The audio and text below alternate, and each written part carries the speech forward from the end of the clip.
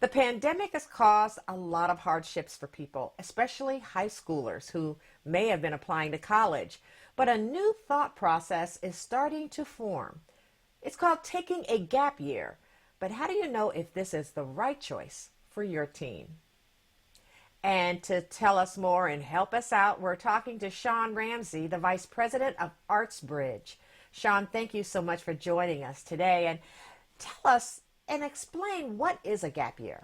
So a gap year is really a chance for high school graduates to take some time off before going to college. It's also sometimes used by college students who are considering a change of major or maybe transferring and want to take a year to, explore other academic options or take a break from, the rigors of academics.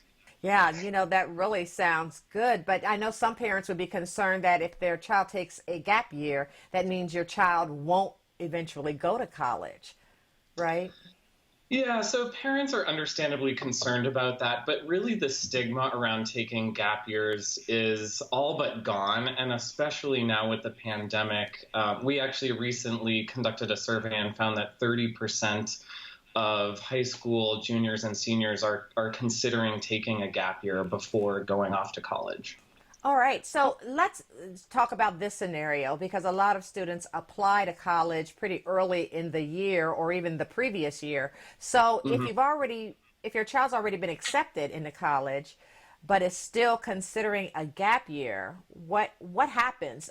Do they have to reapply to the college?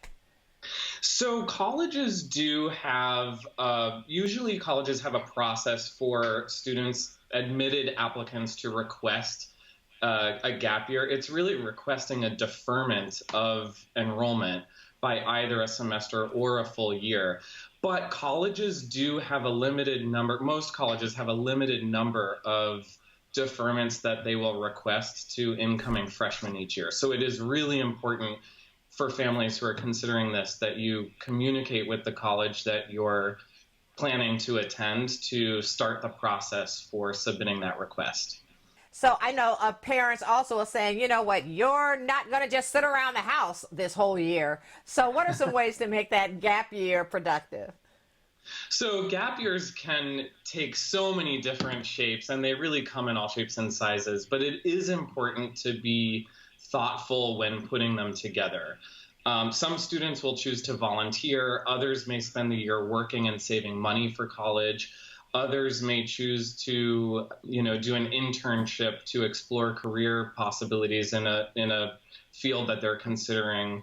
Other students may choose to do an intensive program. At ArtsBridge, our consultancy, we actually offer an artist training program for young actors. It's a full 15-week gap year program.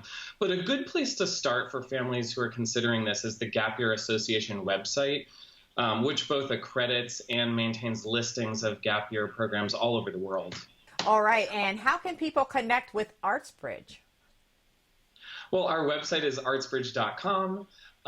We run summer programs, and we also do educational counseling and consulting for students who are interested in pursuing arts majors in college. So we work with them on all aspects of the college admissions and audition process as well.